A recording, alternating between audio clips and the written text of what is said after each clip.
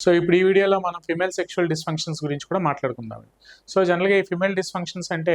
జనరల్గా ఈ sexual desires తగ్గిపోవటంకి చాలా రకాల కారణాలు అనేవి మనకి ఈ రోజుల్లో కనిపిస్తున్నాయి. మెయిన్గా ఫస్ట్ అండ్ ఫార్మోస్ట్ థింగ్ మనం తీసుకుంటే దీంట్లో హైపర్ టెన్షన్, ఈ హైపర్ టెన్షన్ అంటే రక్తపోటుకి మందులు వాడటం కానీ, ఏదైనా డయాబెటీస్కి మందులు వాడటం కానీ, అన్కంట్రోల్ డయాబెటీస్ ఉంటాం, అన్కంట్రోల్ హైపర్ టెన్షన్స్ ఉంటాం, లేదంటే ఒక 35-40 ఇయర్స్ వచ్చిన తర్వాత మెయిన్గా ఫిమేల్స్లో హార్మోనల్ ఇంబ్యాలెన్స్, ఈస్ట్రోజన్ లెవెల్స్ అవి తగ్గిపోవటం. ఫోర్త్ పాయింట్కి వస్తే మనం ఒబేసిటీ, అమాంతంగా వెయిట్ ఒక్కొక్కసారి పెరిగిపోవటం, ఈ హార్మోనల్ ఇంబ్యాలెన్సెస్ వలన ఈ ఒబేసిటీ వచ్చేయటం.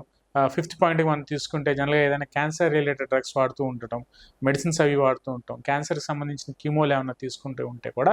జనరల్గా ఈ ఫిమేల్ సెక్షువల్ డిస్ఫంక్షన్, ఈ ఫిమేల్ లిబిడో అనేది